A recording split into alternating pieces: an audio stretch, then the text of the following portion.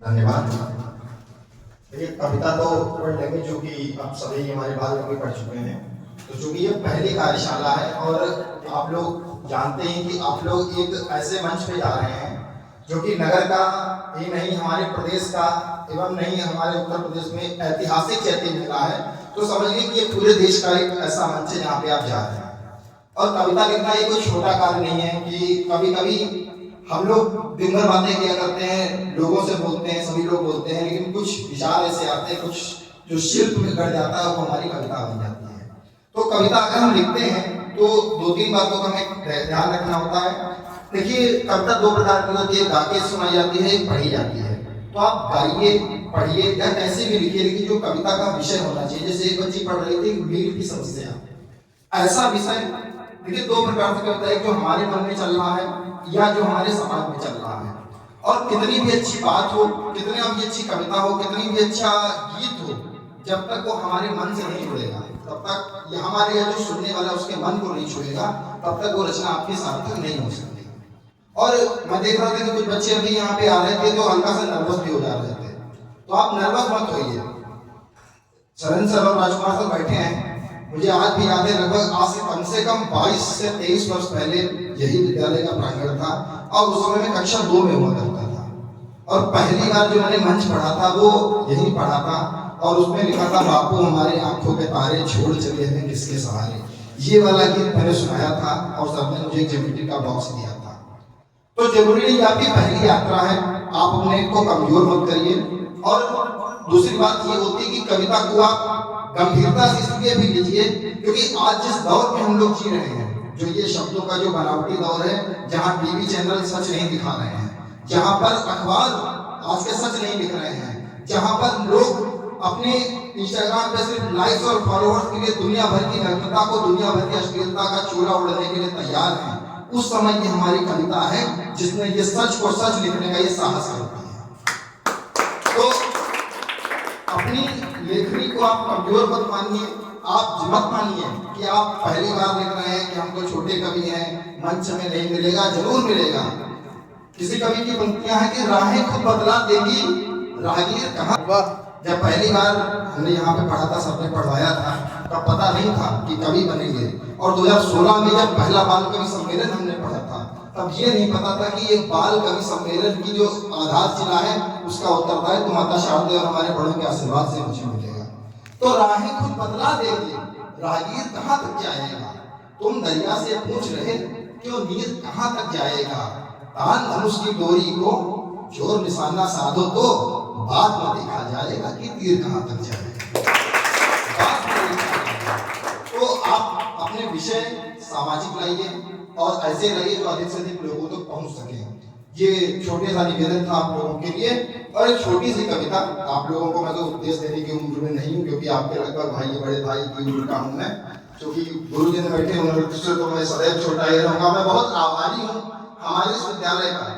मुझे याद है कि जब हम लोग पढ़ते थे और अभी भी कि जब यहाँ पे 26 जनवरी 15 अगस्त हमारे राजकुमार साहब संचालन करते हैं तो एक वो बात बोलते हैं कि गोला का गौरव, तो हम लोग पीछे से नारे लगाते थे शादी का मुझे, शादी का मुझे। उस समय ये खाली व्यंग लगता था कि अरे मतलब ये तो संचालन के लिए सब समा बांध रहे हैं। लेकिन आज मैं खुद जब एक विद्यालय में पढ़ा रहा हूँ, छोटा सा नाम मैंने नगर में क्षेत्र में कमाया है और मेरी जैसी असंख्य प्रतिभाएं जैसे संगम सागर है और भी बहुत से जो हमसे बड़े विद्यार्थी, कोई भारतीय सेना में है, कोई लेखपाल है, कोई कुछ भी है, तो वाकई लगता है कि ये भारतीय गोला का गौरव हमारा शासन है।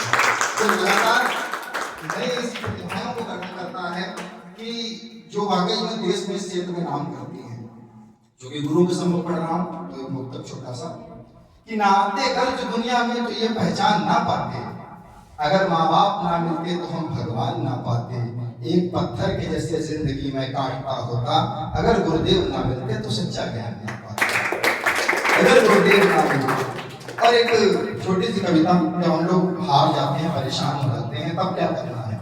एक हमारे देश में नाम हुए, हम सबके पूज्य भी हैं, हम सबके आराध्य भी हैं, और कुछ लोग ऐसे होते हैं अल्पज्ञ लोग हैं, वो कहते हैं कि राम कहानी नहीं हुई, राम कभी नहीं हुई, तो काल्पनिक पात्र थे। मैं कहता हूँ ठीक है, अगर वो काल्पनिक पात्र ही सही, लेकिन अगर किसी हमारे देश के नायक से हम लोग, अभी बहुत चर्चित मूवी आ रही है धुरंधर हम लोग देख के उससे बहुत प्रेरित हो रहे हैं, लोग रणवीर सिंह जैसे दाढ़ी रख रहे हैं, रणवीर सिंह के जैसे बाल रख रहे हैं। ठीक है, आप उनसे प्रेरणा लीजिए कि जब आज एक फिल्म का नायक आपकी प्रेरणा, आपका आदर्श हो सकता है, तो एक ऐसी कहानी जिसने समाज को दिशा दी, तो राम हमारे आदर्श क्यों नहीं हो सकते? तो उनके जीवन से हम क्या शिक्षा ले सकते हैं कि जहां आपको पता हो, कभी कभी हम लोग हो जाते हैं, कभी नंबर कम हो जाते हैं, कभी हमारा सिलेक्शन नहीं होता है और बहुत कुछ हार जाते हैं, तो मन छोटा कर लेते हैं कि परेशान हो जाते हैं छोटी देर। और जिसको पता हो कि उसका राजा बनना है, एक ऐसी खबर आई कि बेटा तुम्हें सब कुछ छोड़ करके जंगल जाना है। परेशान हो सकते थे, लड़ाई कर सकते थे, लेकिन उन्होंने लड़ाई नहीं की। तो जब जीवन में मेरे बहुत संकट आए, जब अंधेरों का दौर हुआ, असफलताएं मिली, लोगों ने तिरस्कार किया। एक छोटा सा और बात है कि आज बहुत आपको आसान लग रहा होगा कि ठीक है, कभी सम्मेलन कराने जा रहे, कभी सम्मेलन होने जा रहा, लेकिन बेटा ये 10 साल का सफर आसान नहीं था। यहाँ भी ऐसे लोग थे, मैं किसी का नाम नहीं लूंगा, लेकिन जो मेरे जीवन में आए, उन्होंने सिर्फ हतोत्साहित किया। हर व्यक्ति राजकुमार सर नहीं है, हर व्यक्ति शैलेंद्र सक्सेना सर नहीं है। मैंने कहा कि सर हमें स्थान चाहिए होगा, सर ने कहा कि बेटा विद्यालय आओ, ये तुम्हारा घर है। अपना एक हॉल दिखाया मकान में, बोले कहीं भी तुम्हें कुछ भी करना हो। तो उन लोगों ने टांग खींची, आगे नहीं बढ़ने दिया। जब पढ़ने गए, आप लोग पढ़ने जाओगे, तो पहली बार 2016 का मंच पढ़ा था, तो मेरी कविता मुझसे छीन ली गई थी, मतलब बीच में ही रोक दिया, बैठ ठीक है, इस प्रकार के भी लोग आए, लेकिन उनसे हारे नहीं। पता था कि एक दिन आएगा समय जो नाम बनेगा हमारा, कोई बहुत बड़ा उपलब्धि नहीं प्राप्त, लेकिन छोटी सी बात कि राजा थे इकलौते, सारा साम्राज्य उन्हीं को चलाना था, जो वंश विरासत परंपरा थी आगे उसे बढ़ाना था। हम लोग मानते हैं कि जो घर का बड़ा बेटा होता है वो हमारा आगे वंश को चलाता है, बेटे वंश चलाते हैं, जो हमारी सामाजिक मान्यता है कि राजा थे इकलौते, सारा साम्राज्य उन्हीं को चलाना था, जो वंश विरासत परंपरा थी आगे उसे बढ़ाना था। लेकिन दर वो भटके थे, ना महलों का मधुमास लिखा था। तू क्यों घबराता है प्यारे, प्रभु को भी वनवास लिखा था। तू क्यों घबराता है प्यारे, और क्या क्या था उनके पास, रहे हजारों नौकर चाकर, इतना था शाही जीवन, सोनी की सेज तकिए रेशम के, इतना था शाही जीवन, लेकिन ना था रहा उम्र भर, बचा पीताम्बर पास लिखा था। तू क्यों घबराता है प्यारे, प्रभु को भी तू क्यों घबराता है प्यारे।